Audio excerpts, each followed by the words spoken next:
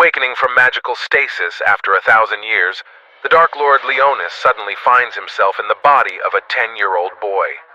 He quickly meets Riselia, a girl confronting the voids, creatures that have nearly exterminated humanity. Determined to uncover the mysteries of this strange new era, Leonis enrolls in Excalibur Academy, a school that trains students to fight back against these enigmatic monsters. Could the voids hold some connection to Leonis's past?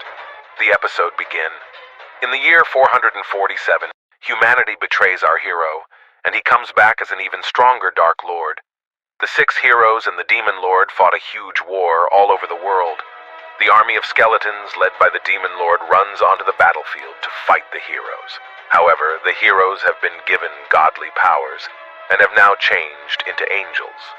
Leonis, the Demon Lord, was sitting in his room and looking around from his ball. All of his bases have been taken down, so this is the last thing they can do to protect themselves. Some human soldiers were killed by the skeletons, but one of the heroes can bring them back to life. Suddenly, a huge tree-like creature appears, making the Demon Lord angry because he knows it to be the evil sage hero, who stopped being human to get more power. Linus stands up and calls for his staff to join the fight, but his friend Fenrir and the faithful general stop him. They remind Linus of a promise he made to the goddess of rebellion. She had asked him to do something when he was still human, so Linus chose to accept defeat. He puts down his staff and walks toward a door as his castle falls apart. Before he went in, he said he would come back after 1,000 years and take his throne back. So, he put his own soul in the grand mausoleum and sealed it there. After 1,000 years, we see 2 girls exploring Linus, Celia, and Regina's old house. They are going to check out the ruins because they have heard that monsters called voids are making nests there. They walk down a hall and come to a big door. Celia knows it's the king's mausoleum, where Demon Lord kings rest until their last days. Regina tries to open it, but she thinks they need to get something to blow it up. Celia then sees some writing on the door and looks up the language on her phone. She finds out that the door is alive, so she touches it. Suddenly the door opens on its own. She grabs her gun and goes inside, where she finds a big crystal. Then she sees a person inside and decides to help him. Then we see Linus in a place that is empty. He sees Riselia, the god to whom he promised to do something. He tells her that he has finally found her, and she tells him that they haven't seen each other in over 1,000 years. Linus says that he couldn't do anything about the god powers given to the heroes, so he sealed his soul to keep his promise to her. She tells him she's glad he remembers it, and walks off into the air. Linus tries to stop her, but she just tells him that she hopes they'll meet again. While that is going on, Celia is trying to shoot the crystal to get Linus out of it. He moans about the noise and asks himself if it's already been 1,000 years. He thinks that the reincarnation rite worked. Linus then sees Celia trying to shoot the crystal. He figures out that she is a person and thinks she is trying to steal from his grave.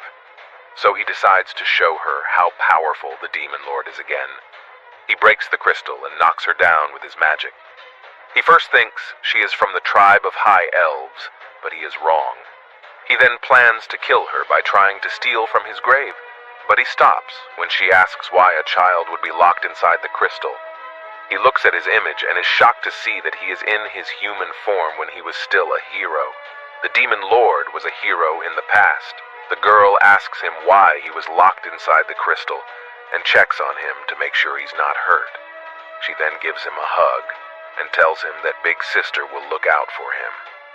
At first, he is angry, but in the end, he passes out. She gives him some cookies when he wakes up later. He thinks that his body is bad because he passed out from something as simple as hunger. But Celia was there to save him. She then asks if he's okay, says she's a 15-year-old student at the Holy Swordsman Training Institute, and asks for his name. Linus tells her his name and thinks he can use her to find out what's going on in the world. She sometimes says his name out loud and says it's cute. He doesn't like that his name used to mean chaos and fear, but now a random girl thinks it's cute. Then he finds out that his role as Demon Lord has been erased from history. She asks him how old he is, and he says he's 10. She then asks him if he remembers the monsters from the void who took him away, but he doesn't know what she means. She then says that gaps are enemies from another world, and that she and her schoolmates are knights who use swords to fight them. Leonis is at first confused, because 1,000 years ago, people like him, Demon Lord, and the Goddess of Resistance, were the world's enemies. Then, Celia says that she and Regina were looking into these ruins because they think it might be a void base. He knows that she just happened to find him, but she told him that the door was locked until she touched it. Then he asks her how old she is. She tells him it's the year 64, which throws him off. They hear a big boom, all of a sudden, and Celia gets a message from Regina saying that she ran into big holes. Celia grabs Linus right away and says she will protect him. Celia tries to shoot down a giant void that comes through the door. He gets angry because they are breaking down his grand mausoleum. He tries to use his magic to stop them, but he trips and falls on his face. She tells him to stop and shoots into the void, but all it does is make him laugh. It's Regina and her huge gun. All of a sudden, a laser beam destroys the void's arm and shoots its body down. When the void stands up, Regina turns into a gun and shoots it in the chest. Even though she was shocked to see Linus, Regina just told Celia to leave and get away while she held down the void, which heals her cut. The two run away, and Linus thinks that nothing went the way he planned. His spell to change back into a human failed, so he went back to being a human before he became a demon lord. Aliens have taken over his grand mausoleum and are ruining everything. He wants to deal with them, but he can't because the girls are there, and if he shows his power, he won't be able to use Celia to learn more about the world. Then Celia says that they are almost at the top, but a crystal falls and turns into a wyvern void. This is nothing like the wyverns he usually sees. Celia tells Linus to get away from the monster while she deals with it. Her gun then changes into a sword and she gets ready to fight the monster. Linus, however, just ignores this and starts to cast his spell to kill the monster. Celia pushes Linus away and tells him to run, and Linus cuts her in the stomach. She is lying on the floor in a pool of blood, and Linus can't understand why she did it. She tells him to run and get away with Regina in her last words, but Linus moves closer to her. As the wyvern gets closer, another hole opens up. She says she's sorry she didn't protect him, and then she closes her eyes. Linus will hold her hand until she dies, but he thinks she is a fool. He only kept her to find out more about her, but she chose to die to protect him. In fact, he could have easily blocked the wyvern's weak attack with his power. He wanted to know more, but he didn't think she had anything to offer him anymore. But she reminded him of Riselia when she defended him, which showed that when Linus was the hero, the people he tried to save turned against him. He became the Demon Lord because of this. More voids show up and try to attack him, but his magical shield stops everything. He thinks it's annoying to be human again because it makes him feel things again. The voids keep throwing out strikes, but they are all blocked. Then he turns around and calls his staff to him.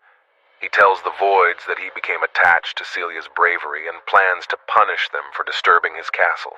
He casts a level 8 gravity magic, and the pressure from the spell breaks a void.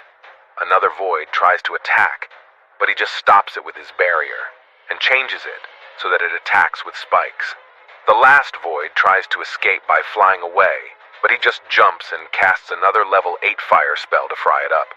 But there was one thing he didn't think would happen. After using the magic, the bones of the void were still there, which had never happened before, not even with dragons. He thinks it's because the amount of mana he has now is only a third of what it used to be. Then he sees that Celia is barely still alive. Since he is the Demon Lord, he usually doesn't care about human lives, but he still knows her because she tried to protect him. He can't heal her with holy magic, but he can use any spell that has to do with death, so he decides to use his power to bring her back to life. He uses a spell to bring back all the blood she lost, which heals her cuts. In the meantime, Regina kills the ogre void and tries to get in touch with Celia, who is still asleep.